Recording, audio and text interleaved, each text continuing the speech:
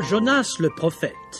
Je vous préviens, chers auditeurs, il sera difficile de ne pas se trouver en pays de connaissance devant les sautes d'humeur et les emportements de ce croyant au tempérament impulsif, irritable et têtu.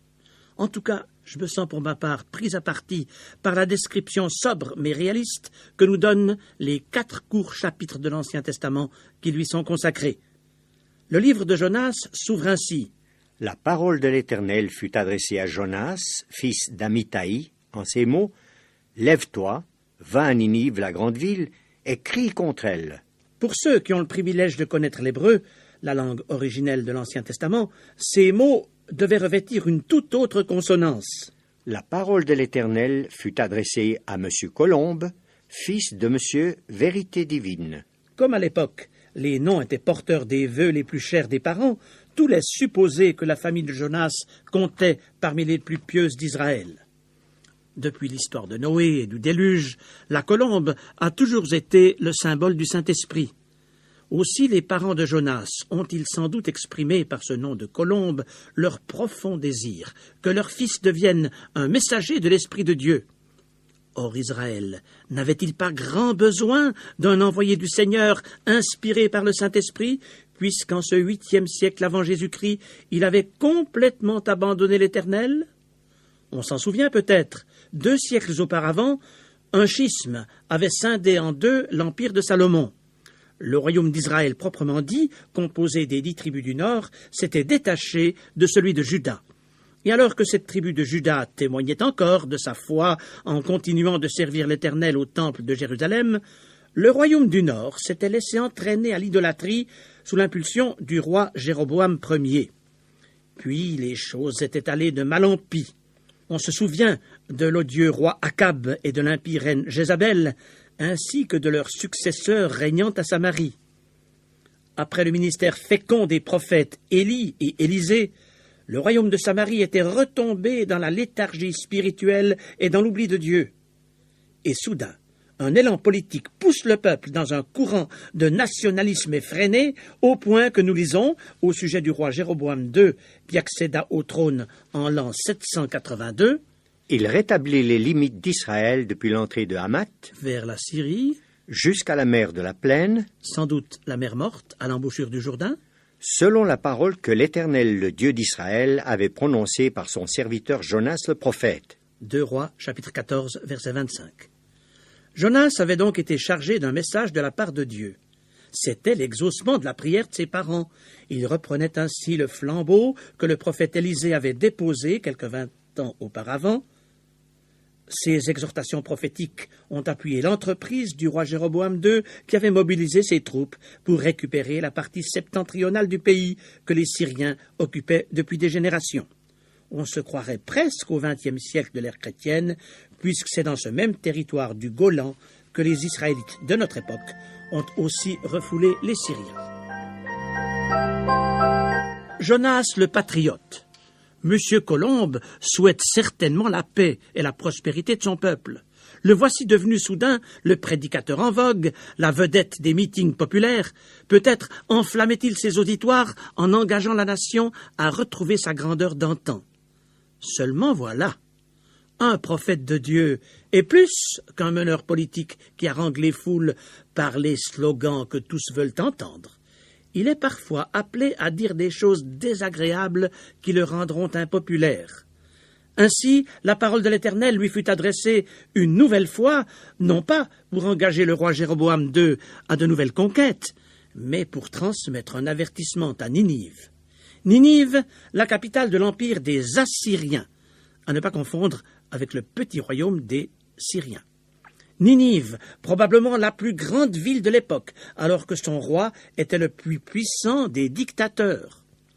Pour Israël, la menace représentée par les Assyriens était d'une toute autre dimension que celle représentée par les Syriens de Hamath. Non pas un petit pays satellite, mais un grand empire. Et voici que Jonas, le prophète juif, risque de devenir l'artisan d'un grave incident diplomatique entre Samarie, la capitale d'Israël, et la super métropole de l'Assyrie. Car Dieu lui a dit « Lève-toi, va à Ninive et crie contre elle, car sa méchanceté est montée jusqu'à moi. Jonas chapitre 1, verset 2. Dites-moi, si vous, chers auditeurs, étiez chargés de traverser une ville de l'envergure de Paris et de proclamer dans ses rues que la méchanceté de ses habitants dépasse les bornes, quels sentiments éprouveriez-vous? D'autant plus que vous n'auriez ni comité de soutien pour vous appuyer, ni cordon de police pour vous protéger.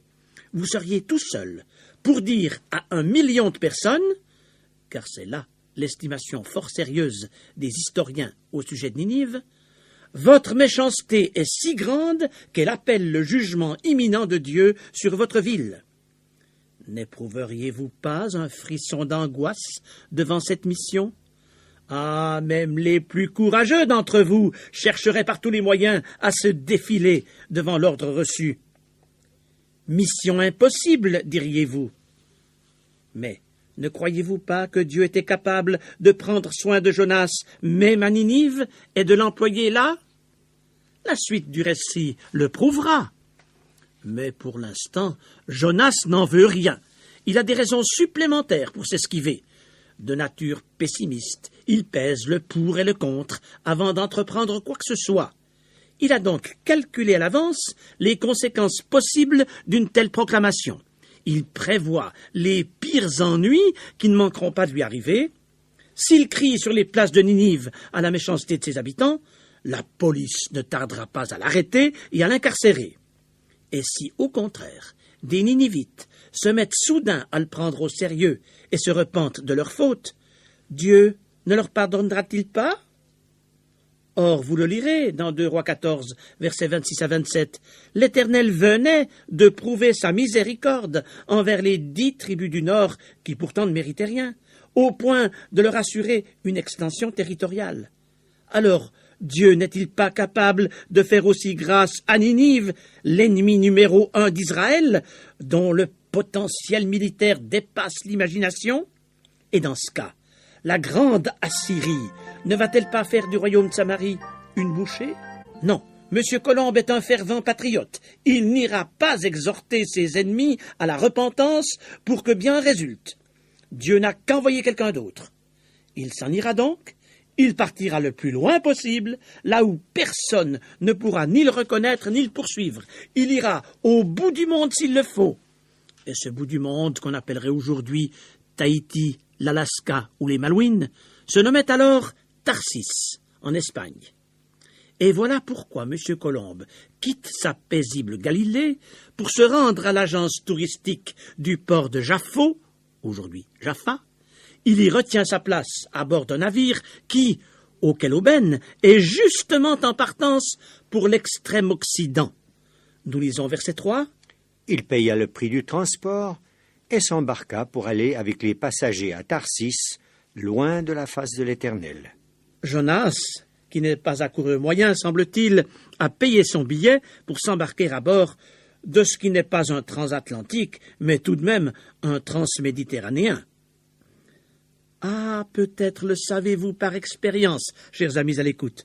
Lorsqu'on veut désobéir à Dieu, on trouve toujours l'argent nécessaire pour se soustraire à son devoir, d'époux ou d'épouse, d'enfants ou de parents, d'employés ou de patrons.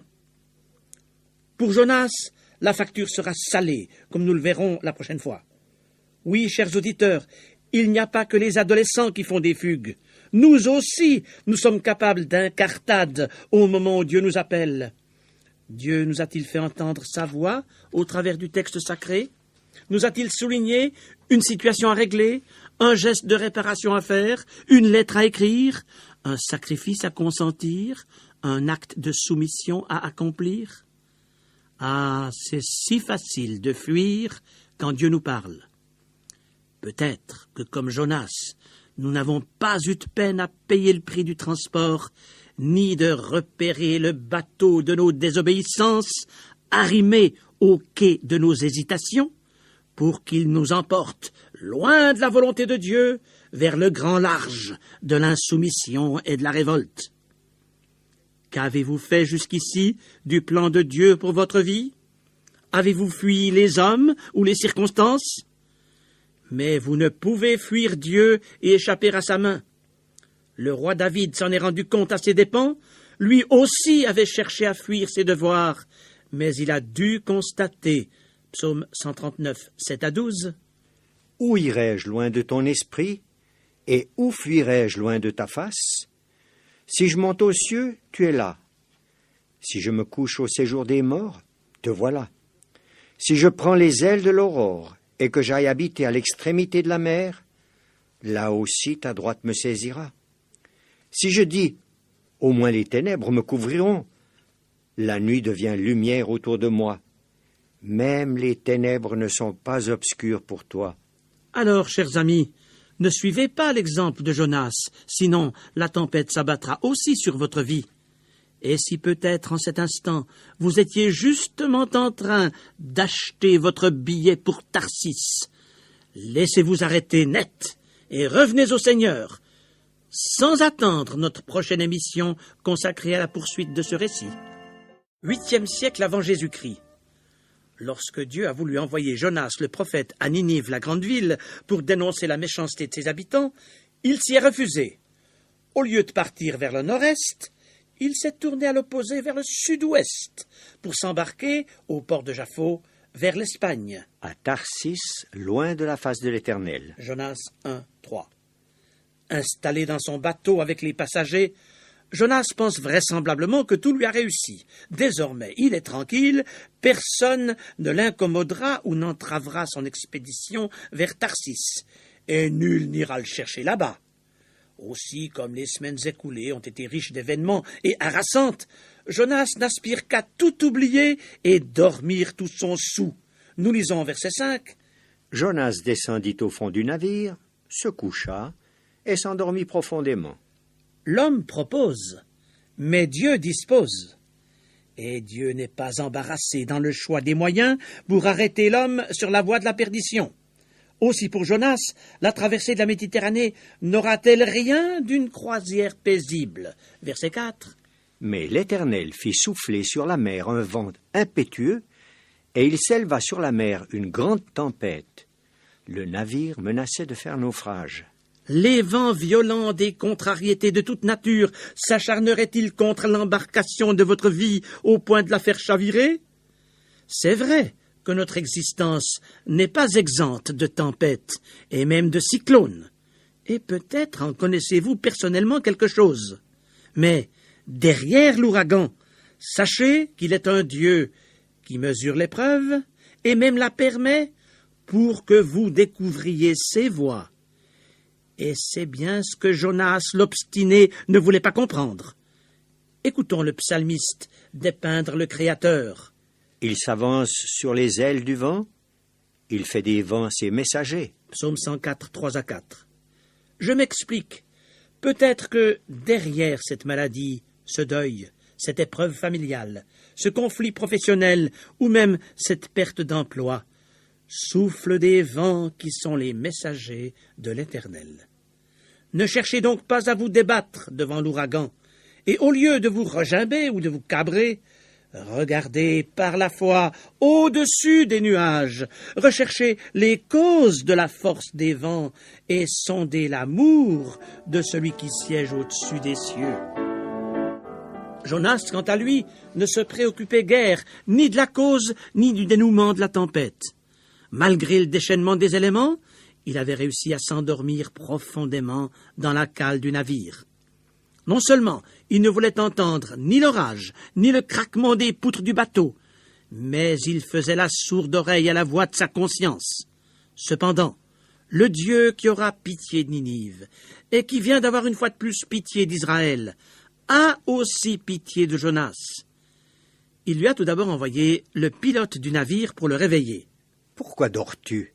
Lève-toi, invoque ton Dieu. Peut-être voudra-t-il penser à nous, et nous ne périrons pas. » Verset 6. On peut se le demander, comment se faisait-il que ce pilote, à qui il appartenait pourtant de tenir le gouvernail dans les flots en démence, ait quitté son poste de commande pour descendre dans la cale et secouer le seul des passagers que la tempête n'avait pas affolé? C'est que, dans son expérience d'homme de mer, ce pilote s'était bien rendu compte que ce cyclone exceptionnel dépassait en ampleur les ouragans ordinaires et qu'il n'avait plus affaire à un caprice de la météo, mais à un acte délibéré d'un Dieu inconnu mais souverain, devant qui nul ne pouvait résister. Matelots et passagers, n'avaient-ils pas chacun invoqué son Dieu sans effet? Verset 5. N'avaient-ils pas jeté la cargaison par-dessus bord pour alléger le navire? Et tout cela pour rien, puisque le péril n'avait fait qu'augmenter?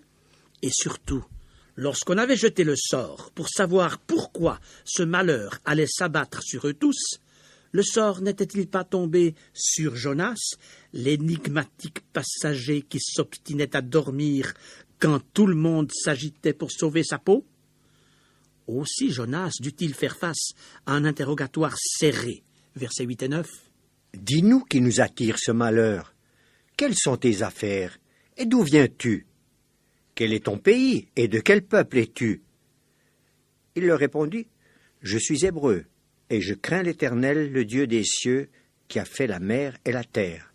Poussé à bout, Jonas confesse même à ses compagnons d'infortune qu'il fuit le Dieu des cieux parce qu'il l'a chargé d'une mission impossible. Aussi insiste-t-il auprès de lui, versets 10 et 11. Pourquoi as-tu fait cela? Que te ferons-nous pour que la mer se calme envers nous? Car la mer était de plus en plus orageuse.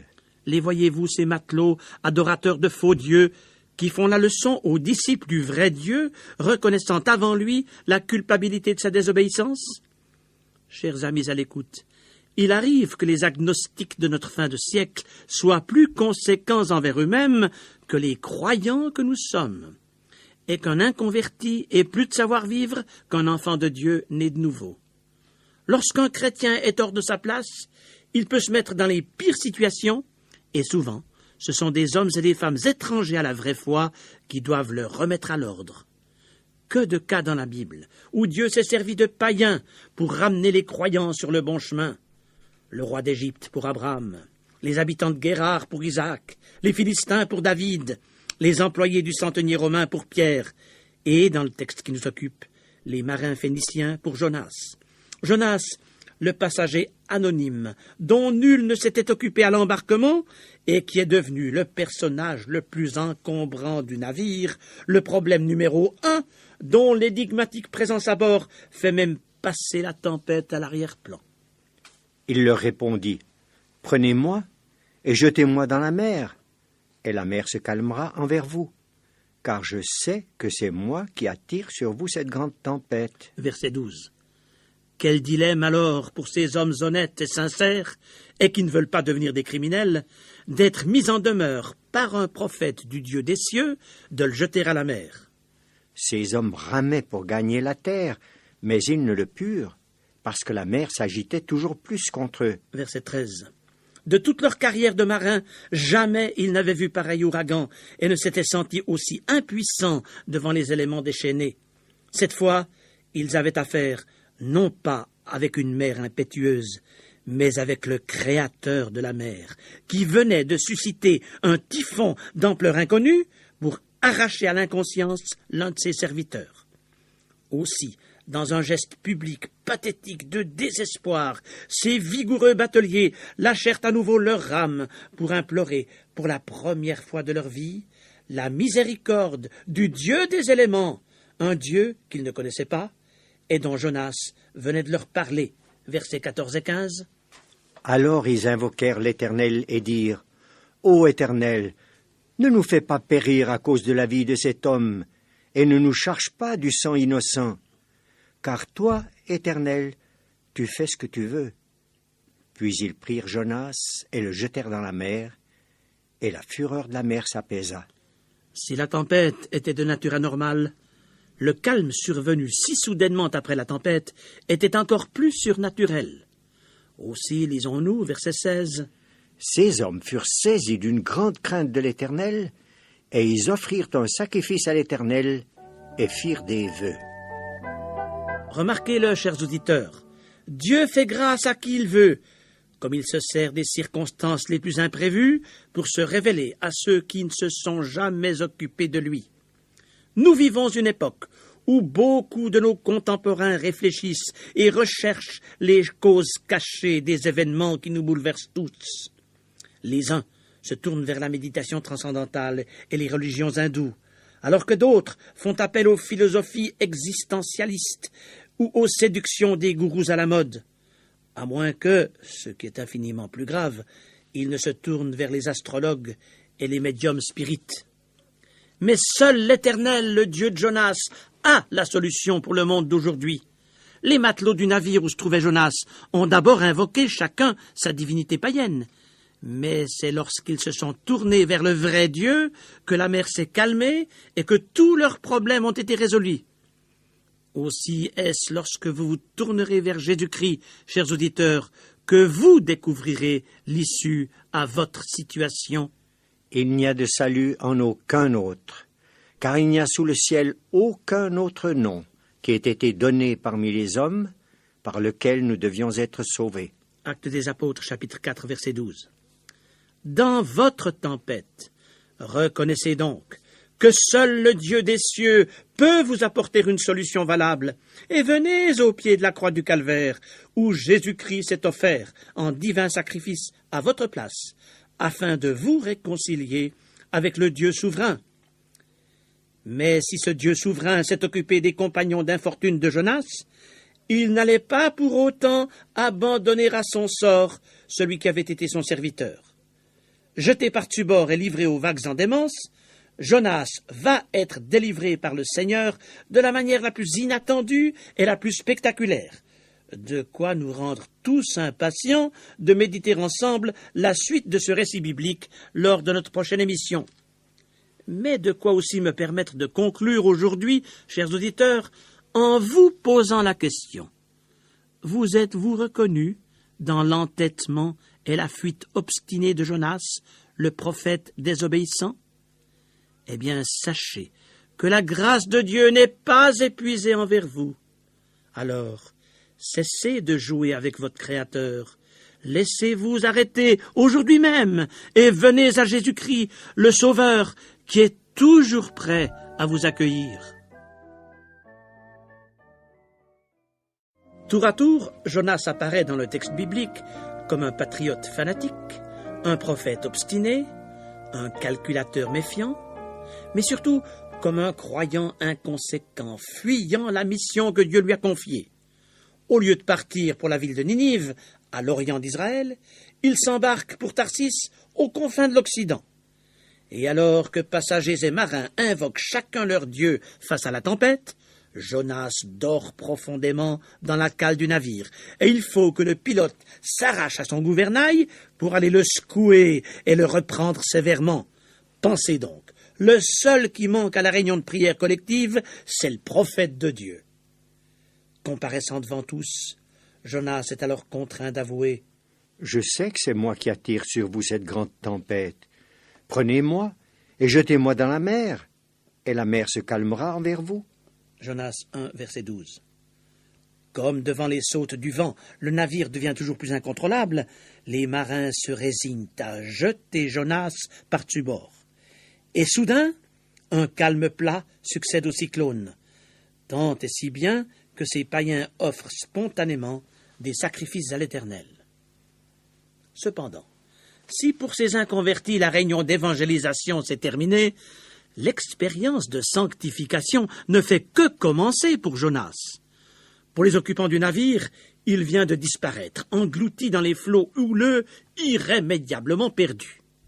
Cependant, il n'est pas perdu pour Dieu, qui a tout prévu, à commencer par le cercueil mobile et organique qui va le préserver de la fureur des vagues pendant 3 jours et le ramener au rivage et à la vie.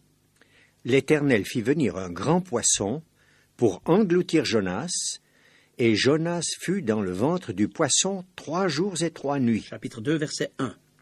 Un miracle tellement extraordinaire que le Seigneur Jésus lui-même s'est saisi de cet épisode historique pour prophétiser le plus grand des miracles survenus sur la terre au cours des âges. Évangile selon Matthieu, chapitre 12, verset 40. De même que Jonas fut 3 jours et 3 nuits dans le ventre d'un grand poisson, de même le Fils de l'homme sera 3 jours et 3 nuits dans le sein de la terre. Autrement dit, comme Jonas a survécu durant 3 jours et 3 nuits dans l'estomac d'un monstre marin et dans les profondeurs de la Méditerranée, le soleil se couchera et se lèvera 3 fois entre le moment où Jésus, le Fils de l'homme, sera condamné et crucifié, et celui où il sera déclaré Fils de Dieu avec puissance par sa résurrection d'entre les morts. Épître aux Romains, chapitre 1er, verset 4. S'il est un récit biblique qu'on a taxé de légende pieuse, c'est bien celui-ci. Pensez donc, un homme englouti par un poisson et subsistant 72 heures dans son estomac, pour être ensuite vomi sur le rivage, ce qu'en principe les poissons ne font pas. Par ailleurs, on n'a jamais vu de baleine en Méditerranée, alors pourquoi prendre au sérieux cette histoire qui reflète l'ignorance des gens de l'époque? Oh, je le sais, en notre siècle d'érudition et pour nos cerveaux pétris de mentalité cartésienne, les miracles de la Bible sont parfois de véritables pierres d'achoppement. Cependant, en n'admettant pas les miracles, et en refusant celui de Jonas en particulier, on se distance obligatoirement de Jésus-Christ, le Fils de Dieu, qui, lui, a tenu à ratifier l'authenticité de ce texte de l'Écriture. Jésus aurait fort bien pu ne pas évoquer Jonas au cours de ses 3 ans de ministère terrestre. Mais non, il l'a mentionné à diverses reprises, rappelant notamment les 3 jours et les 3 nuits que le prophète a passés dans le ventre du poisson. Alors, pourquoi n'admettriez-vous pas un texte sur lequel le Seigneur lui-même a tenu à apporter une confirmation définitive? Par ailleurs, émettre des réserves quant aux paroles du Seigneur sur Jonas, n'est-ce pas ouvrir la porte au doute quant à toutes les autres paroles qu'il a prononcées et que nous rapportent les évangiles? Alors, où cela s'arrêtera-t-il? Ne pas croire aux évangiles, c'est se dissocier des apôtres, et c'est porter un discrédit grave sur toute la révélation divine de la Genèse à l'Apocalypse. Et si vous vous privez du solide fondement biblique, vous n'aurez jamais accès à la paix du cœur, puisque seule la parole de Dieu peut vous communiquer l'assurance de votre salut éternel. C'est pourquoi ne vaut-il pas la peine d'aborder le problème sous un autre angle? Le Créateur des cieux et de la terre, et de la faune marine aussi, ne pouvait-il pas susciter tout exprès quelque cétacé ou quelque amphibie de grande envergure pour accomplir ses plans à l'égard de Jonas? Ou tout simplement amener en Méditerranée l'un de ces cachalots ou de ces requins qui habitent les profondeurs de l'Atlantique, des monstres qui sont capables d'engloutir un homme et de l'avaler en une seule bouchée? Du reste, n'a-t-on pas retiré de l'estomac de l'un d'entre eux, il y a quelques années, le cadavre d'un homme demeuré parfaitement intact? Voyez-vous, l'histoire de Jonas ne représente même pas une énigme pour les naturalistes. Alors, pourquoi le serait-elle pour vous? Chers auditeurs, c'est avant tout une question de foi entre vous et votre Créateur. S'il est le Dieu des miracles, il n'est pas limité dans ses moyens, tant en ce qui concerne Jonas qu'en ce qui concerne votre propre vie. Alors, faites-lui donc confiance et sachez que la parole divine est digne de toute votre crédibilité. Il est temps de revenir maintenant à Jonas. Sans doute s'est-il cru irrémédiablement perdu lorsqu'on l'a jeté du navire par-dessus bord. Et voilà qu'à l'horreur des vagues en démence s'ajoute celle d'être avalé par un monstre marin. Jonas s'est-il évanoui pour revenir à lui progressivement dans le ventre du poisson? Nous ne le savons. Cependant, le fait de se découvrir vivant malgré tout fera naître dans son cœur un profond languissement à l'égard du Dieu qu'il a abandonné. C'est pourquoi nous lisons, chapitre 2, verset 2. Jonas, dans le ventre du poisson, pria l'Éternel son Dieu. Drôle de cathédrale pour invoquer Dieu que l'estomac d'un grand poisson. Mes chers amis, le Seigneur entend toutes les prières, même celles qui sont prononcées dans les endroits les plus inattendus. Le roi David n'a-t-il pas composé un psaume dans une caverne? Et le prophète Daniel n'a-t-il pas prié dans sa fosse au lion? Alors, Jonas ne pouvait-il pas invoquer l'Éternel du ventre de son poisson? Comme vous pouvez prier le Seigneur de votre lit d'hôpital, de votre cellule du pénitencier, ou tout simplement du fond de votre jardin, de votre métro bondé, de votre voiture arrêtée au feu rouge, ou de votre cuisine pendant que vous attendez que le potage vienne à ébullition. Penchons-nous maintenant sur la prière de Jonas en Jeu chapitre 2. L'expérience bouleversante qu'il vient de faire a porté ses effets. Il est devenu tout petit face à la grandeur de Dieu, et toute rébellion a disparu de son cœur.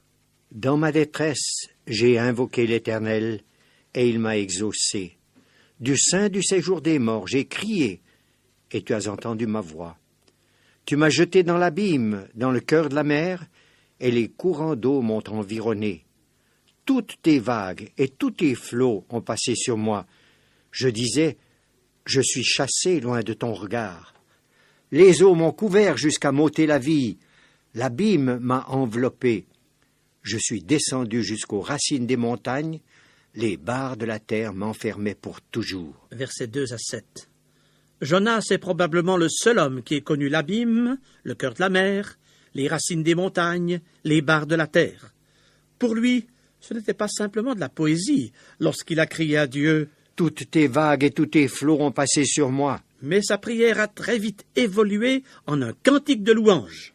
Tu as entendu ma voix, et tu m'as fait remonter vivant de la fosse, Éternel mon Dieu. Je verrai encore ton saint temple. Quand mon âme était abattue au-dedans de moi, je me suis souvenu de l'Éternel, et ma prière est parvenue jusqu'à toi dans ton saint temple. Pour moi, je t'offrirai des sacrifices avec un cri d'action de grâce, j'accomplirai les vœux que j'ai faits. Pour Jonas, il a fallu la tempête et le grand poisson pour le rappeler à l'ordre. Il a reconnu ses erreurs, il a confessé ses fautes, il est revenu à l'Éternel. Désormais, il remplit les conditions pour que Dieu l'arrache à la perdition. Verset 11. L'Éternel parla au poisson, et le poisson vomit Jonas sur la terre. Et maintenant, Jonas est prêt pour entendre un nouvel appel de Dieu, ou plutôt pour que Dieu lui rappelle sa mission initiale. Chapitre 3, verset 1. La parole de l'Éternel fut adressée à Jonas une seconde fois en ces mots, « Lève-toi, va à Ninive, la grande ville. » Nous verrons la prochaine fois comment la prédication de Jonas a fait sensation dans la super capitale du monde de l'époque. Mais pour aujourd'hui, permettez-moi de conclure, chers auditeurs, en vous posant une question.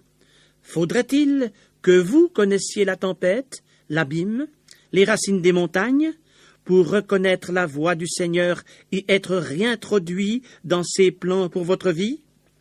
N'attendez donc pas que les circonstances vous rappellent à l'ordre. Revenez à votre Seigneur, aujourd'hui, maintenant, dites-lui tout, et dans un élan d'adoration de cœur, affirmez avec Jonas, « J'accomplirai les vœux que j'ai faits. » c'est-à-dire, je retrouverai ma vocation.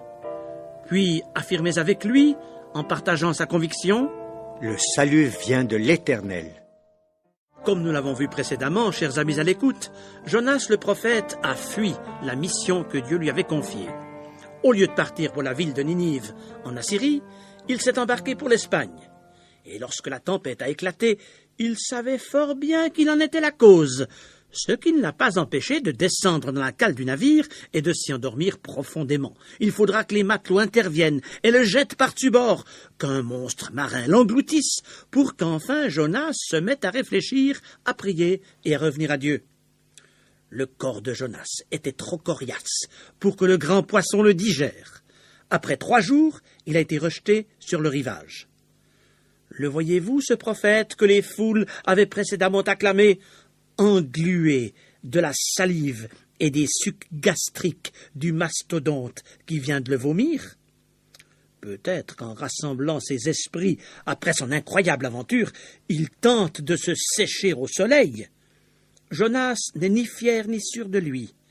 La grandeur de Dieu l'a rendu tout petit. Maintenant seulement, il est disposé à écouter la voix de son Dieu. La parole de l'Éternel fut adressée à Jonas une seconde fois en ces mots, « Lève-toi, va à Ninive, la grande ville, et proclame-y la publication que je t'ordonne. » Chapitre 3, versets 1 à 2. Le message de Dieu n'a pas changé, mais le messager a changé. Les hommes de Ninive sont toujours aussi méchants, mais les préjugés de Jonas à leur égard sont tombés. La grâce de Dieu s'est manifestée pour lui dans les profondeurs de la mer, aussi ne peut-il plus s'opposer à être son porte-parole sur la terre. Il ira donc à Ninive. Beaucoup plus tard, l'apôtre Pierre écrira Humiliez-vous donc sous la puissante main de Dieu, afin qu'il vous élève au temps convenable. Première épître de Pierre, chapitre 5, verset 6. Jonas a vu la puissante main de Dieu dans sa vie. Il a été profondément humilié. Il remplit donc les conditions requises pour devenir le plus puissant prédicateur de son temps, l'instrument du plus formidable réveil enregistré dans l'histoire. Un réveil dont les effets immédiats ont même dépassé celui de la Pentecôte à Jérusalem lorsque le Saint-Esprit est descendu sur les premiers disciples. Pour Jonas, plus rien d'autre ne compte que d'obéir à l'ordre de Dieu. Aussi part-il sans hésiter pour la capitale des Assyriens, chapitre 3, verset 3. Or, Ninive était une très grande ville de 3 jours de marche. Jonas fit d'abord dans la ville 1 journée de marche. Historiens et archéologues s'accordent pour dire qu'il fallait 3 jours pour faire le tour de Ninive. Le boulevard circulaire qui constituait son enceinte intérieure était la grande artère où se donnaient rendez-vous les magistrats, où siégeaient les tribunaux, où se traitaient les affaires importantes. Peut-être Jonas a-t-il voulu éviter le contact avec les autorités. De toute manière, il a traversé la ville de part en part, proclamant de toute la force de ses poumons « Encore 40 jours, et Ninive est détruite. » Or, fait surprenant, toute la population a prêté attention à sa prédication. Les gens de Ninive crurent à Dieu, ils publièrent un jeûne et se revêtirent de sacs, depuis les plus grands jusqu'aux plus petits. La chose parvint au roi de Ninive, il se leva de son trône, ôta son manteau, se couvrit d'un sac et s'assit sur la cendre. Et il fit faire dans Ninive cette publication, par ordre du roi et de ses grands, que les hommes et les bêtes, les bœufs et les brebis ne goûtent de rien, ne pèsent point et ne boivent point d'eau, que les hommes et les bêtes soient couverts de sacs, qu'ils crient à Dieu avec force, et qu'ils reviennent tous de leurs mauvaises voies et des actes de violence dont leurs mains sont coupables. Versets 5 à 8. Je le rappelle, Ninive était une fort grande ville. La Bible nous dit qu'elle comptait 120 000 enfants en bas âge. Jonas 4, 11. Les historiens qui ont estimé sa population à environ 1 million d'habitants n'ont donc rien exagéré. Pourtant, les Ninivites ont tous été secoués par un profond mouvement de l'Esprit de Dieu, les poussant à la repentance. Les voyez-vous, ces chefs militaires, ces magistrats, ces grandes dames de la cour, ces princes et même ce roi, abandonnant leurs vêtements de pourpre et de fin lin pour revêtir des sacs? Ah, je me demande comment ils ont pu trouver des sacs en suffisance pour en avoir assez pour tous les habitants de la ville et même pour en couvrir encore les bœufs et les brebis. J'essaye de me représenter tel commerçant vidant son sac de blé pour s'affubler comme tout le monde de cet accoutrement, signe d'humiliation et de deuil. Et pensez donc, pas un homme, pas une femme, pas un enfant, pas un vieillard, pas un esclave, pas un chef qui se permette d'avaler une bouchée de mil ou une gorgée d'eau. Et quel travail d'empêcher tous les animaux de brouter ou de s'abreuver. Bientôt, au mugissement des bœufs et au bêlement des brebis privés de fourrage et d'eau, se mêle une plainte languissante et toujours plus forte, puisqu'à l'époque, les lamentations s'élevaient sur les sons les plus aigus. Chacun pleure, chacun prie, chacun supplie, chacun demande pardon. Tous les Ninivites se cramponnent à un seul espoir. Qui sait si Dieu ne reviendra pas et ne se repentira pas, et s'il ne renoncera pas à son ardente colère, en sorte que nous ne périssions point. Verset 9. Alors, pensez-vous que Dieu allait demeurer indifférent devant un tel repentir collectif et qu'il allait faire de la sourde oreille à cette prière articulée par tant de milliers de Ninivites? Lorsque la corruption des villes de Sodome et de Gomorrhe avait atteint sa cote d'alerte, Dieu les avait frappés du ciel. Lorsque le roi Hérode, persécuteur des premiers chrétiens, poussera le blasphème jusqu'à défier le Très-Haut, Dieu le frappera net. Mais lorsqu'un homme, une ville ou un pays s'amende de ses fautes, Dieu n'est-il pas prêt à lui pardonner? Ce que je désire, est-ce que le méchant meure? Dit le Seigneur l'Éternel. N'est-ce pas qu'il change de conduite et qu'il vive? Si le méchant revient de sa méchanceté et pratique la droiture et la justice, il fera vivre son âme. S'il ouvre les yeux et se détourne de toutes les transgressions qu'il a commises, il vivra. Il ne mourra pas, car je ne désire pas la mort de celui qui meurt, dit le Seigneur l'Éternel. Convertissez-vous donc et vivez. » Vous lirez ces versets dans Ézéchiel chapitre 18. La repentance des Ninivites fut unanime, profonde, sincère. Or, tout réveil véritable commence par la repentance. Ce fut donc vraisemblablement le plus grand réveil de l'histoire. Le Seigneur Jésus l'a du reste cité en exemple lorsqu'il s'adressait aux scribes et aux pharisiens qui n'avaient pas cru en lui. Les hommes de Ninive se lèveront au jour du jugement avec cette génération et la condamneront parce qu'ils se repentirent à la prédication de Jonas. Et voici, il y a ici plus que Jonas. Matthieu 12, 41. Non, il aurait été inconcevable que Dieu reste indifférent devant cette contrition collective. Celui qui avait accueilli un David repentant après qu'il avait commis adultère, celui qui a prolongé le règne de l'impie roi Akab dès qu'il s'est humilié devant lui, ou celui qui a fait grâce à l'odieux roi Manassé lorsqu'il lui a demandé pardon, n'allait-il pas tendre sa main de grâce vers tous ces Ninivites à genoux devant lui? Nous lisons chapitre 3, verset 10. Dieu vit qu'ils agissaient ainsi et qu'ils revenaient de leur mauvaise voie.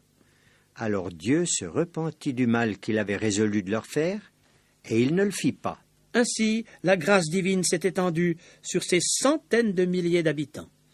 Et ce n'est pas la seule fois dans l'Écriture où Dieu accorda, suite à la repentance, un sursis, une possibilité de survie, une prolongation de l'opportunité pour se convertir. Des siècles plus tard, l'apôtre écrira « La miséricorde triomphe du jugement. » Jacques 2, 13. Un principe qui demeure valable encore aujourd'hui. La repentance demeure néanmoins la condition indispensable pour que Dieu manifeste sa miséricorde envers les perdus et accorde un réveil au sein de notre société matérialiste et indifférente à son égard. Mais, comme à Ninive, il faut que l'homme soit d'abord convaincu de péché et consente à s'humilier devant Dieu.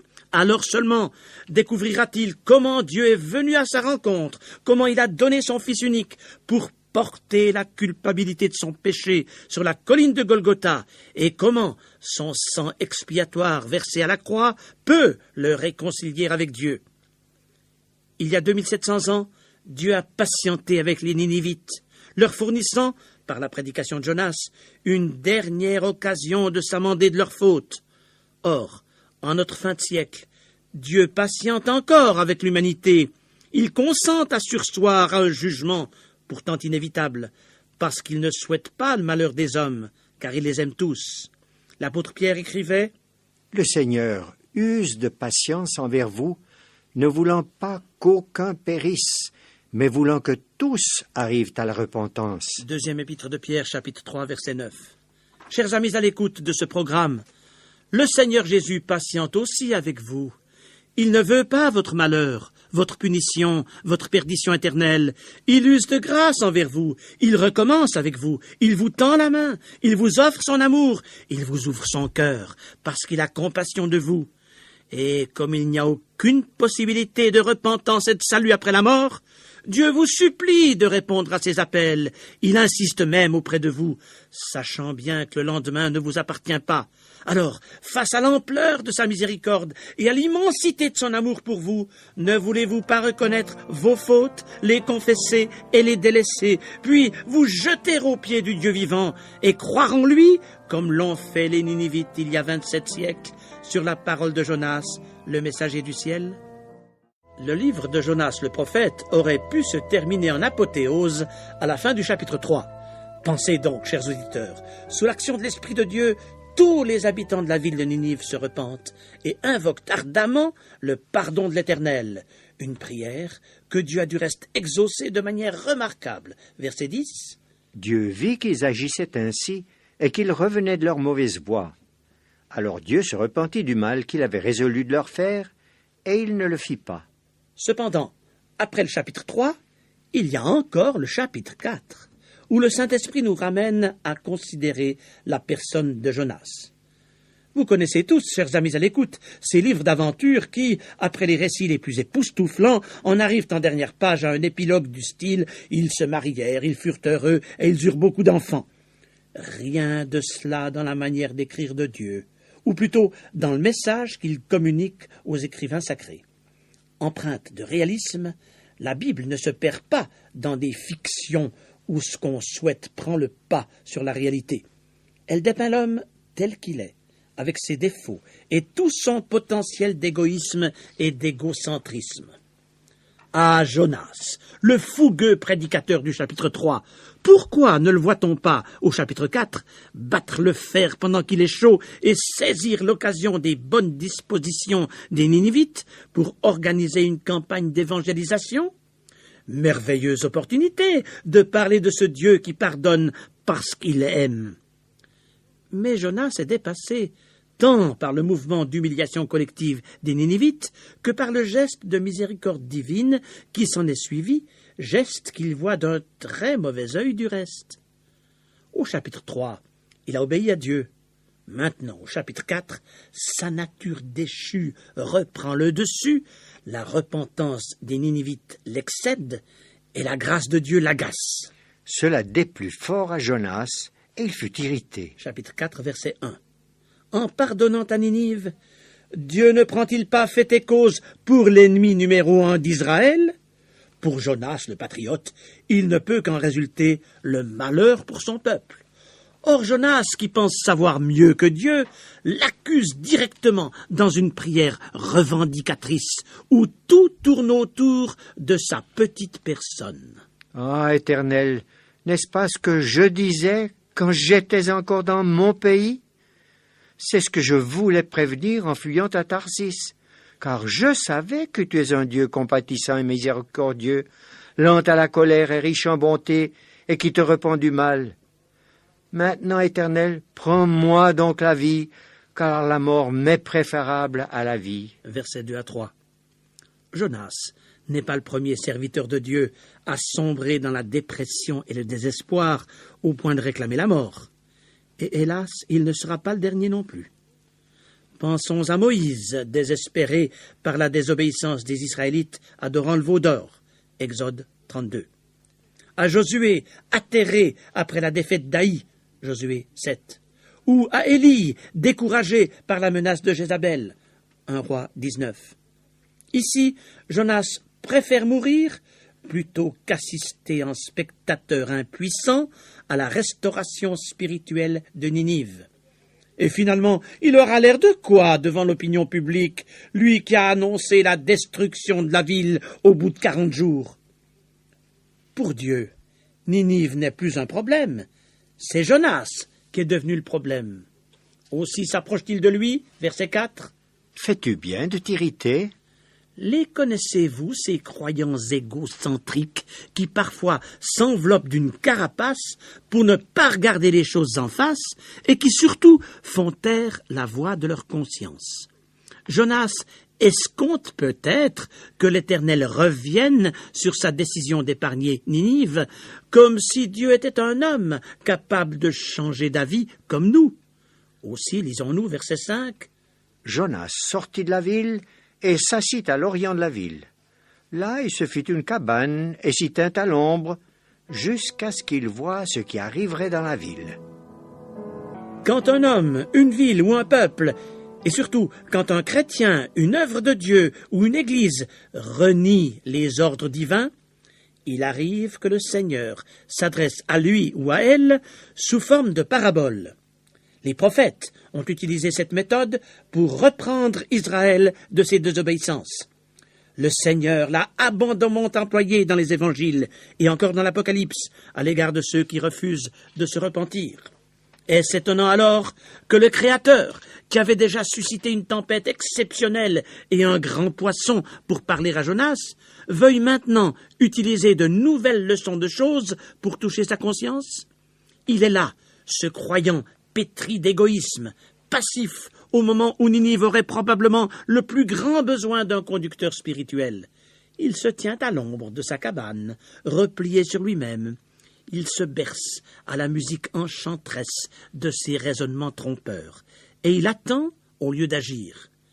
Mais Dieu ne le fera pas attendre longtemps. Verset 6. L'Éternel Dieu fit croître un ricin qui s'éleva au-dessus de Jonas pour donner de l'ombre à sa tête et pour lui ôter son irritation. Jonas éprouva une grande joie à cause de ce ricin. Jonas veut se mettre à l'ombre, et d'abord il semble que Dieu entend combler ce désir en faisant croître en un temps record un ricin aux larges feuilles qui apporte un ombrage bienfaisant sur sa tête. Mais le cours de psychologie divine pour Jonas n'est pas terminé. Le lendemain, à l'aurore, Dieu fit venir un ver qui rongea le ricin, et le ricin sécha. Au lever du soleil, Dieu fit souffler un vent chaud d'Orient, et le soleil frappa la tête de Jonas, au point qu'il tomba en défaillance. Il demanda la mort et dit, « La mort m'est préférable à la vie. » Versets 7 et 8. Toutes les réactions de Jonas sont démesurées. Il a éprouvé des transports d'enthousiasme lorsque le ricin a projeté de l'ombre sur sa tête, et maintenant que le buisson a séché et que, soleil et sirocco aidant, il a un peu mal à la tête, il demande la mort. Mais Dieu s'approche de lui, verset 9. « Jonas, fais-tu bien de t'irriter à cause du ricin ?» Il répondit, « Je fais bien de m'irriter jusqu'à la mort. » Jonas est convaincu d'avoir raison. Et quand on croit avoir raison, on croit forcément que tous les autres ont tort, y compris Dieu. Jonas est têtu, il est fâché, parce que rien n'a marché comme il l'entendait. Il en veut à tout et à tous. Au ricin, à l'insecte qu'il a rongé, au vent du sud qu'il a indisposé, au soleil qu'il a rendu malade, aux Ninivites qui n'auraient pas dû se repentir, et surtout à Dieu qui n'aurait pas dû leur faire grâce. D'où sa colère persistante. Cependant, quand nous nous irritons, nous avons toujours tort. L'Écriture sainte le précise. La colère de l'homme n'accomplit pas la justice de Dieu. Jacques 1, 20. Or, ce principe, Jonas ne l'admet pas. Le monde peut se désagréger autour de lui, tout le laissera indifférent. Cependant, que son petit univers s'écroule, il envoie tout promener, au point de penser, grave illusion du reste, que seule la mort peut le délivrer de ses ennuis. Au lieu d'avoir pitié des Ninivites, Jonas s'est pris lui-même en pitié. Et quand on se prend soi-même en pitié, on montre qu'on n'a rien compris à l'amour de Dieu en faveur du monde. C'est bien là, du reste, le thème fondamental de l'enseignement qui se dégage de ce court livre de la Bible, et surtout de sa conclusion, où l'Éternel s'adresse à Jonas.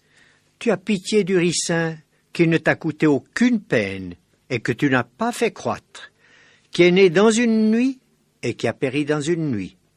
Et moi, je n'aurais pas pitié de Ninive, la grande ville, dans laquelle se trouvent plus de 120 000 hommes qui ne savent pas distinguer leur droite de leur gauche. Donc des enfants en bas âge. Et des animaux en grand nombre. Jonas, ne comprends-tu pas? Le Dieu d'amour attache même de l'importance aux 120 000 bébés et aux innombrables animaux de Ninive, et il veut les épargner. Ne vois-tu pas, Jonas, qu'ils ne sont pas, eux, responsables de la méchanceté de la ville? Personne n'y avait pensé, et surtout pas toi. Mais moi, l'Éternel, je ne les ai pas oubliés. J'ai pitié d'eux parce que je les aime, et je ne veux pas non plus le malheur de Ninive. J'ai donc décidé de lui accorder un sursis. Oh, ce ne sera qu'un sursis, car dans 150 ans, le péché de Ninive sera jugé, et elle succombera au coup de butoir de l'armée babylonienne qui la détruira entièrement. J'en inspirerai la prédiction à Naoum, un prophète que je susciterai au moment voulu, et qui reprendra ta mission, Jonas. Nous ne savons pas si, en fin de compte, Jonas a reconnu le bien fondé de la manière d'agir de Dieu à l'égard de Ninive, car c'est comme si ce récit biblique s'était terminé sur 3 points de suspension. Comme Jonas, nous voulons toujours avoir le dernier mot, mais ici, c'est à Dieu qu'il appartient. Avant l'ultime échéance, Dieu a fait briller sur Ninive un éclat de grâce. Comme aujourd'hui, le Dieu du ciel multiplie ses actes de grâce envers notre monde indifférent, avant le déclenchement des événements dramatiques annoncés par l'Apocalypse. Chers amis à l'écoute, que faites-vous des faveurs imméritées que Dieu vous propose? Comme Jonas sous son ricin, rongez-vous votre amertume et persistez-vous à vous replier sur vous-même? Il est temps que vous sortiez de la prison de votre égoïsme pour secouer la carapace de votre indifférence et consacrez votre vie, vos dons et votre énergie à faire connaître l'amour de Dieu autour de vous, car le Seigneur cherche aujourd'hui des témoins pour annoncer l'Évangile aux hommes qu'il a tant aimés, qu'il a donné son Fils unique, afin que quiconque croit en lui ne périsse point, mais qu'il ait la vie éternelle.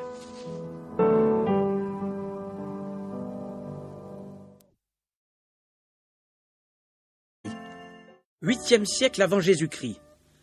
Lorsque Dieu a voulu envoyer Jonas le prophète à Ninive, la grande ville, pour dénoncer la méchanceté de ses habitants, il s'y est refusé. Au lieu de partir vers le nord-est, il s'est tourné à l'opposé vers le sud-ouest, pour s'embarquer au port de Jaffo, vers l'Espagne. À Tarsis, loin de la face de l'Éternel. Jonas 1, 3. Installé dans son bateau avec les passagers, Jonas pense vraisemblablement que tout lui a réussi. Désormais, il est tranquille, personne ne l'incommodera ou n'entravera son expédition vers Tarsis, et nul n'ira le chercher là-bas. Aussi, comme les semaines écoulées ont été riches d'événements et harassantes, Jonas n'aspire qu'à tout oublier et dormir tout son soûl. Nous lisons verset 5. Jonas descendit au fond du navire, se coucha et s'endormit profondément. L'homme propose, mais Dieu dispose. Et Dieu n'est pas embarrassé dans le choix des moyens pour arrêter l'homme sur la voie de la perdition. Aussi pour Jonas, la traversée de la Méditerranée n'aura-t-elle rien d'une croisière paisible? Verset 4. Mais l'Éternel fit souffler sur la mer un vent impétueux, et il s'éleva sur la mer une grande tempête. Le navire menaçait de faire naufrage. Les vents violents des contrariétés de toute nature s'acharneraient-ils contre l'embarcation de votre vie au point de la faire chavirer? C'est vrai que notre existence n'est pas exempte de tempêtes et même de cyclones. Et peut-être en connaissez-vous personnellement quelque chose. Mais derrière l'ouragan, sachez qu'il est un Dieu qui mesure l'épreuve et même la permet pour que vous découvriez ses voies. Et c'est bien ce que Jonas l'obstiné ne voulait pas comprendre. Écoutons le psalmiste dépeindre le Créateur. Il s'avance sur les ailes du vent, il fait des vents ses messagers. Psaume 104, 3 à 4. Je m'explique. Peut-être que derrière cette maladie, ce deuil, cette épreuve familiale, ce conflit professionnel ou même cette perte d'emploi, soufflent des vents qui sont les messagers de l'Éternel. Ne cherchez donc pas à vous débattre devant l'ouragan, et au lieu de vous regimber ou de vous cabrer, regardez par la foi au-dessus des nuages, recherchez les causes de la force des vents et sondez l'amour de celui qui siège au-dessus des cieux. Jonas, quant à lui, ne se préoccupait guère ni de la cause ni du dénouement de la tempête. Malgré le déchaînement des éléments, il avait réussi à s'endormir profondément dans la cale du navire. Non seulement il ne voulait entendre ni l'orage, ni le craquement des poutres du bateau, mais il faisait la sourde oreille à la voix de sa conscience. Cependant, le Dieu qui aura pitié de Ninive, et qui vient d'avoir une fois de plus pitié d'Israël, a aussi pitié de Jonas. Il lui a tout d'abord envoyé le pilote du navire pour le réveiller. « Pourquoi dors-tu? Lève-toi, invoque ton Dieu. Peut-être voudra-t-il penser à nous, et nous ne périrons pas. » Verset 6. On peut se le demander, comment se faisait-il que ce pilote, à qui il appartenait pourtant de tenir le gouvernail dans les flots en démence, ait quitté son poste de commande pour descendre dans la cale et secouer le seul des passagers que la tempête n'avait pas affolé? C'est que, dans son expérience d'homme de mer, ce pilote s'était bien rendu compte que ce cyclone exceptionnel dépassait en ampleur les ouragans ordinaires et qu'il n'avait plus affaire à un caprice de la météo, mais à un acte délibéré d'un Dieu inconnu mais souverain devant qui nul ne pouvait résister. Matelots et passagers n'avaient-ils pas chacun invoqué son Dieu sans effet? Verset 5. N'avait-il pas jeté la cargaison par-dessus bord pour alléger le navire? Et tout cela pour rien, puisque le péril n'avait fait qu'augmenter? Et surtout, lorsqu'on avait jeté le sort pour savoir pourquoi ce malheur allait s'abattre sur eux tous, Le sort n'était-il pas tombé sur Jonas, l'énigmatique passager qui s'obstinait à dormir quand tout le monde s'agitait pour sauver sa peau? Aussi Jonas dut-il faire face à un interrogatoire serré, versets 8 et 9. Dis-nous qui nous attire ce malheur. Quelles sont tes affaires, et d'où viens-tu? Quel est ton pays, et de quel peuple es-tu? Il leur répondit, Je suis hébreu, et je crains l'Éternel, le Dieu des cieux, qui a fait la mer et la terre. Poussé à bout, Jonas confesse même à ses compagnons d'infortune qu'il fuit le Dieu des cieux parce qu'il l'a chargé d'une mission impossible. Aussi insiste-t-il auprès de lui, versets 10 et 11. Pourquoi as-tu fait cela? Que te ferons-nous pour que la mer se calme envers nous? Car la mer était de plus en plus orageuse. Les voyez-vous, ces matelots, adorateurs de faux dieux, qui font la leçon aux disciples du vrai Dieu, reconnaissant avant lui la culpabilité de sa désobéissance? Jonas le prophète. Je vous préviens, chers auditeurs, il sera difficile de ne pas se trouver en pays de connaissance devant les sautes d'humeur et les emportements de ce croyant au tempérament impulsif, irritable et têtu. En tout cas, je me sens pour ma part pris à partie par la description sobre mais réaliste que nous donnent les 4 courts chapitres de l'Ancien Testament qui lui sont consacrés. Le livre de Jonas s'ouvre ainsi. La parole de l'Éternel fut adressée à Jonas, fils d'Amittai, en ces mots, « Lève-toi, va à Ninive, la grande ville, et crie contre elle. » Pour ceux qui ont le privilège de connaître l'hébreu, la langue originelle de l'Ancien Testament, ces mots devaient revêtir une toute autre consonance. La parole de l'Éternel fut adressée à M. Colombe, fils de M. Vérité Divine. Comme à l'époque, les noms étaient porteurs des vœux les plus chers des parents, tout laisse supposer que la famille de Jonas comptait parmi les plus pieuses d'Israël. Depuis l'histoire de Noé et du déluge, la colombe a toujours été le symbole du Saint-Esprit.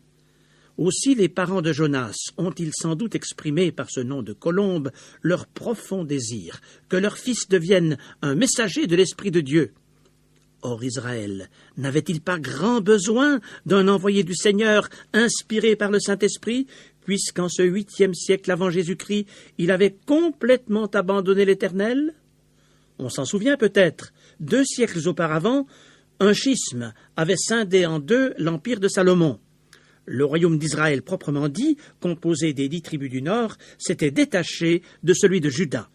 Et alors que cette tribu de Juda témoignait encore de sa foi en continuant de servir l'Éternel au temple de Jérusalem, le royaume du Nord s'était laissé entraîner à l'idolâtrie sous l'impulsion du roi Jéroboam Ier.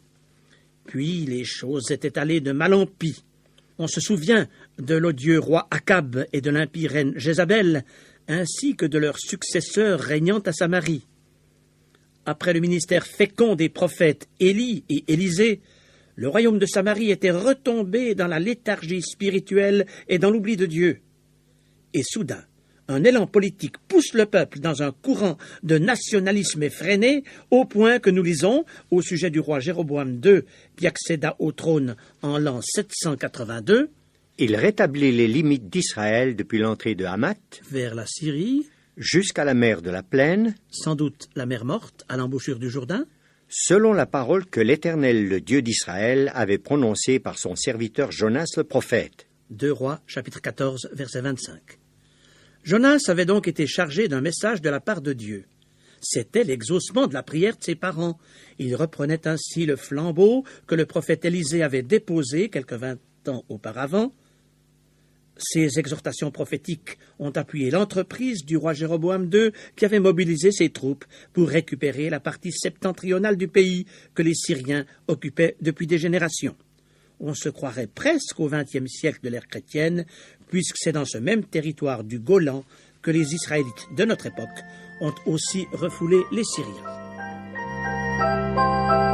Jonas le patriote. Monsieur Colombe souhaite certainement la paix et la prospérité de son peuple. Le voici devenu soudain le prédicateur en vogue, la vedette des meetings populaires. Peut-être enflammait-il ses auditoires en engageant la nation à retrouver sa grandeur d'antan. Seulement voilà, Un prophète de Dieu est plus qu'un meneur politique qui harangue les foules par les slogans que tous veulent entendre. Il est parfois appelé à dire des choses désagréables qui le rendront impopulaire. Ainsi, la parole de l'Éternel lui fut adressée une nouvelle fois, non pas pour engager le roi Jéroboam II à de nouvelles conquêtes, mais pour transmettre un avertissement à Ninive. Ninive, la capitale de l'empire des Assyriens, à ne pas confondre avec le petit royaume des Syriens. Ninive, probablement la plus grande ville de l'époque, alors que son roi était le plus puissant des dictateurs. Pour Israël, la menace représentée par les Assyriens était d'une toute autre dimension que celle représentée par les Syriens de Hamath. Non pas un petit pays satellite, mais un grand empire. Et voici que Jonas, le prophète juif, risque de devenir l'artisan d'un grave incident diplomatique entre Samarie, la capitale d'Israël, et la super métropole de l'Assyrie. Car Dieu lui a dit « Lève-toi, va à Ninive et crie contre elle, car sa méchanceté est montée jusqu'à moi. » Jonas chapitre 1, verset 2. « Dites-moi, si vous, chers auditeurs, étiez chargés de traverser une ville de l'envergure de Paris, et de proclamer dans ses rues que la méchanceté de ses habitants dépasse les bornes, quels sentiments éprouveriez-vous? D'autant plus que vous n'auriez ni comité de soutien pour vous appuyer, ni cordon de police pour vous protéger. Vous seriez tout seul pour dire à 1 million de personnes, chers amis à l'écoute, il arrive que les agnostiques de notre fin de siècle soient plus conséquents envers eux-mêmes que les croyants que nous sommes, et qu'un inconverti ait plus de savoir-vivre qu'un enfant de Dieu né de nouveau. Lorsqu'un chrétien est hors de sa place, il peut se mettre dans les pires situations, et souvent, ce sont des hommes et des femmes étrangers à la vraie foi qui doivent le remettre à l'ordre. Que de cas dans la Bible où Dieu s'est servi de païens pour ramener les croyants sur le bon chemin. Le roi d'Égypte pour Abraham, les habitants de Guérar pour Isaac, les Philistins pour David, les employés du centenier romain pour Pierre, et, dans le texte qui nous occupe, les marins phéniciens pour Jonas. Jonas, le passager anonyme, dont nul ne s'était occupé à l'embarquement, et qui est devenu le personnage le plus encombrant du navire, le problème numéro 1, dont l'énigmatique présence à bord fait même passer la tempête à l'arrière-plan.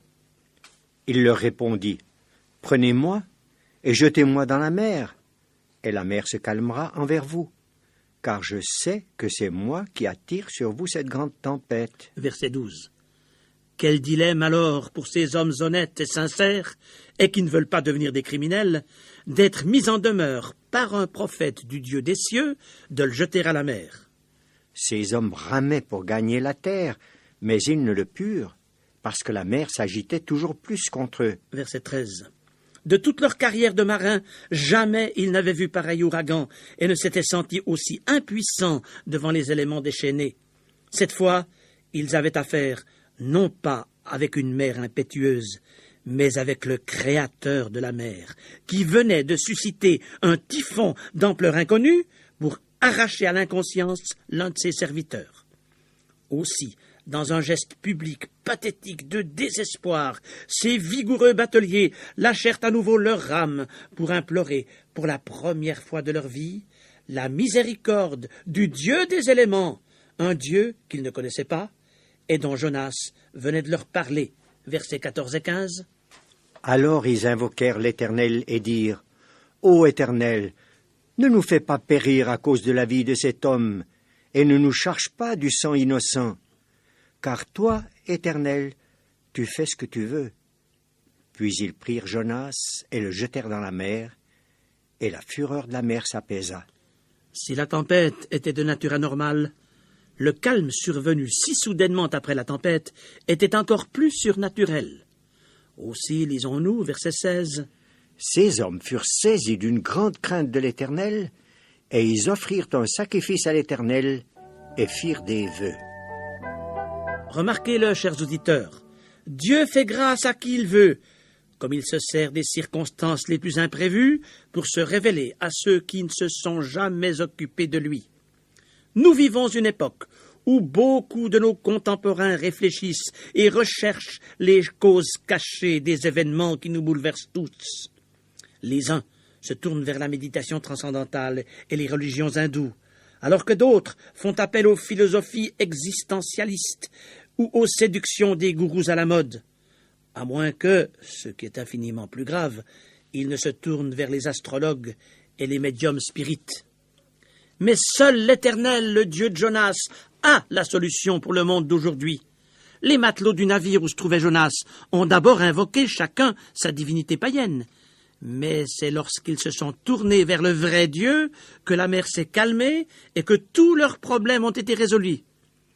Aussi est-ce lorsque vous vous tournerez vers Jésus-Christ, chers auditeurs, que vous découvrirez l'issue à votre situation.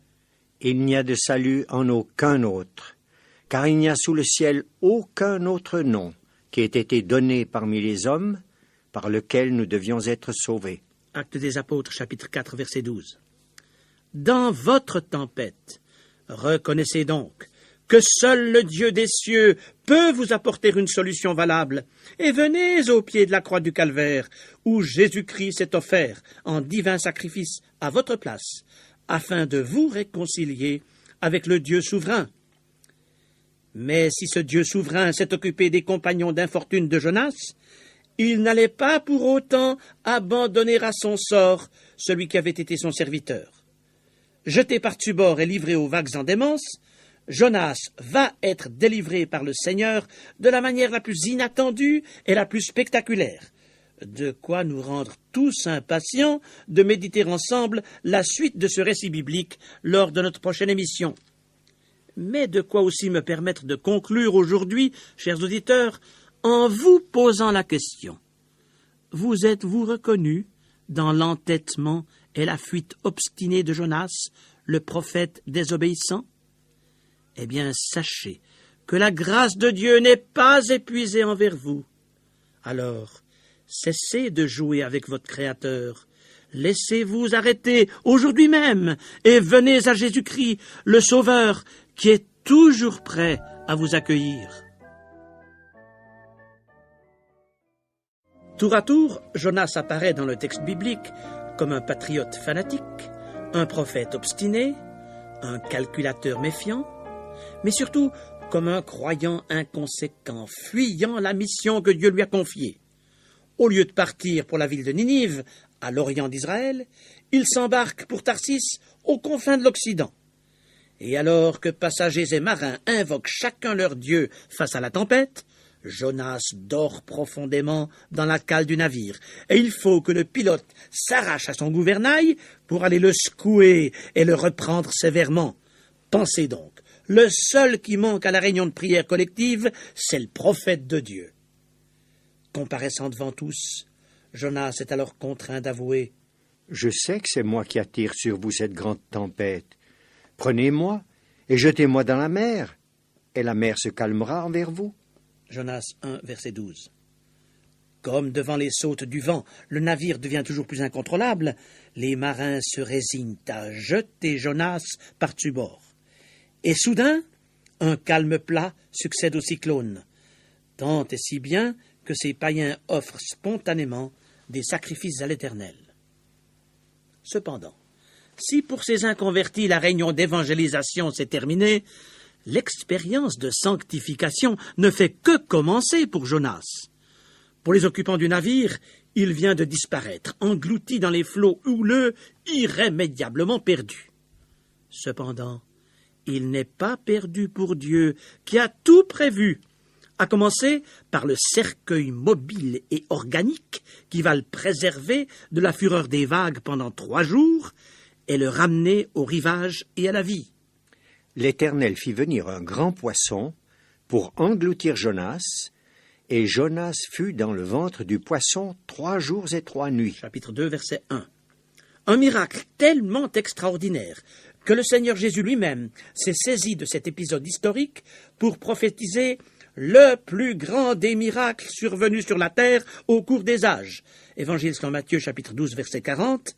De même que Jonas fut 3 jours et 3 nuits dans le ventre d'un grand poisson, de même le Fils de l'homme sera 3 jours et 3 nuits dans le sein de la terre. Autrement dit, comme Jonas a survécu durant 3 jours et 3 nuits dans l'estomac d'un monstre marin et dans les profondeurs de la Méditerranée, le soleil se couchera et se lèvera 3 fois entre le moment où Jésus, le Fils de l'homme, sera condamné et crucifié et celui où il sera Déclaré Fils de Dieu avec puissance par sa résurrection d'entre les morts. Épître aux Romains, chapitre 1er, verset 4. S'il est un récit biblique qu'on a taxé de légende pieuse, c'est bien celui-ci.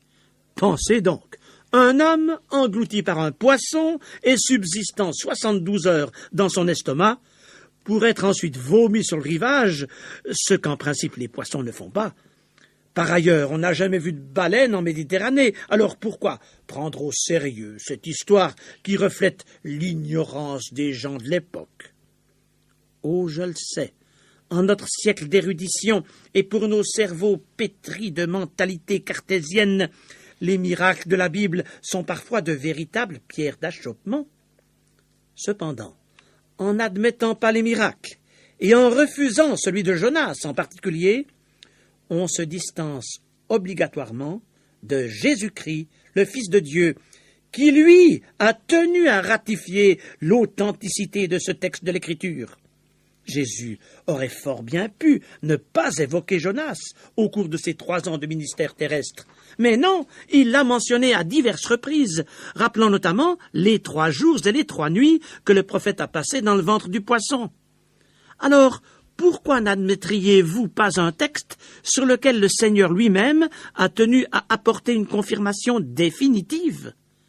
Par ailleurs, émettre des réserves quant aux paroles du Seigneur sur Jonas, n'est-ce pas ouvrir la porte au doute quant à toutes les autres paroles qu'il a prononcées et que nous rapportent les évangiles? Alors, où cela s'arrêtera-t-il? Ne pas croire aux évangiles, c'est se dissocier des apôtres, et c'est porter un discrédit grave sur toute la révélation divine de la Genèse à l'Apocalypse. Et si vous vous privez du solide fondement biblique, vous n'aurez jamais accès à la paix du cœur, puisque seule la parole de Dieu peut vous communiquer l'assurance de votre salut éternel. C'est pourquoi, ne vaut-il pas la peine d'aborder le problème sous un autre angle? Le Créateur des cieux et de la terre, et de la faune marine aussi, ne pouvait-il pas susciter tout exprès quelque cétacé ou quelque amphibie de grande envergure pour accomplir ses plans à l'égard de Jonas, ou tout simplement amener en Méditerranée, car c'est là l'estimation fort sérieuse des historiens au sujet de Ninive, votre méchanceté est si grande qu'elle appelle le jugement imminent de Dieu sur votre ville. N'éprouveriez-vous pas un frisson d'angoisse devant cette mission? Ah, même les plus courageux d'entre vous chercheraient par tous les moyens à se défiler devant l'ordre reçu. Mission impossible, diriez-vous. Mais ne croyez-vous pas que Dieu était capable de prendre soin de Jonas, même à Ninive, et de l'employer là? La suite du récit le prouvera. Mais pour l'instant, Jonas n'en veut rien. Il a des raisons supplémentaires pour s'esquiver. De nature pessimiste, il pèse le pour et le contre avant d'entreprendre quoi que ce soit. Il a donc calculé à l'avance les conséquences possibles d'une telle proclamation. Il prévoit les pires ennuis qui ne manqueront pas de lui arriver. S'il crie sur les places de Ninive à la méchanceté de ses habitants, la police ne tardera pas à l'arrêter et à l'incarcérer. Et si, au contraire, des Ninivites se mettent soudain à le prendre au sérieux et se repentent de leur faute, Dieu ne leur pardonnera-t-il pas? Or, vous le lirez dans 2 Rois 14, versets 26 à 27, l'Éternel venait de prouver sa miséricorde envers les 10 tribus du Nord qui pourtant ne méritaient rien, au point de leur assurer une extension territoriale. Alors, Dieu n'est-il pas capable de faire aussi grâce à Ninive, l'ennemi numéro 1 d'Israël, dont le potentiel militaire dépasse l'imagination? Et dans ce cas, la grande Assyrie ne va-t-elle pas faire du royaume de Samarie une bouchée? Non, M. Colombe est un fervent patriote. Il n'ira pas exhorter ses ennemis à la repentance pour que bien résulte. Dieu n'a qu'envoyé quelqu'un d'autre. Il s'en ira donc, Il partira le plus loin possible, là où personne ne pourra ni le reconnaître ni le poursuivre. Il ira au bout du monde s'il le faut. Et ce bout du monde, qu'on appellerait aujourd'hui Tahiti, l'Alaska ou les Malouines, se nommait alors Tarsis, en Espagne. Et voilà pourquoi M. Colomb quitte sa paisible Galilée pour se rendre à l'agence touristique du port de Jaffo, aujourd'hui Jaffa. Il y retient sa place à bord d'un navire qui, auquel aubaine, est justement en partance pour l'extrême Occident. Nous lisons verset 3. Il paya le prix du transport et s'embarqua pour aller avec les passagers à Tarsis, loin de la face de l'Éternel. Jonas, qui n'est pas à court de moyens, semble-t-il, a payé son billet pour s'embarquer à bord de ce qui n'est pas un transatlantique, mais tout de même un transméditerranéen. Ah, peut-être le savez-vous par expérience, chers amis à l'écoute. Lorsqu'on veut désobéir à Dieu, on trouve toujours l'argent nécessaire pour se soustraire à son devoir d'époux ou d'épouse, d'enfants ou de parents, d'employés ou de patrons. Pour Jonas, la facture sera salée, comme nous le verrons la prochaine fois. Oui, chers auditeurs, il n'y a pas que les adolescents qui font des fugues. Nous aussi, nous sommes capables d'incartade au moment où Dieu nous appelle. Dieu nous a-t-il fait entendre sa voix au travers du texte sacré? Nous a-t-il souligné une situation à régler, un geste de réparation à faire, une lettre à écrire, un sacrifice à consentir, un acte de soumission à accomplir? Ah, c'est si facile de fuir quand Dieu nous parle. Peut-être que, comme Jonas, nous n'avons pas eu de peine à payer le prix du transport, ni de repérer le bateau de nos désobéissances, arrimé au quai de nos hésitations, pour qu'il nous emporte, loin de la volonté de Dieu, vers le grand large de l'insoumission et de la révolte. Qu'avez-vous fait jusqu'ici du plan de Dieu pour votre vie? Avez-vous fui les hommes ou les circonstances? Mais vous ne pouvez fuir Dieu et échapper à sa main. Le roi David s'en est rendu compte à ses dépens. Lui aussi avait cherché à fuir ses devoirs, mais il a dû constater, psaume 139, 7 à 12, « Où irai-je loin de ton esprit, et où fuirai-je loin de ta face? Si je monte aux cieux, tu es là. Si je me couche au séjour des morts, te voilà. Si je prends les ailes de l'aurore, et que j'aille habiter à l'extrémité de la mer, là aussi ta droite me saisira. Si je dis, au moins les ténèbres me couvriront, la nuit devient lumière autour de moi. Même les ténèbres ne sont pas obscures pour toi. » Alors, chers amis, ne suivez pas l'exemple de Jonas, sinon la tempête s'abattra aussi sur votre vie.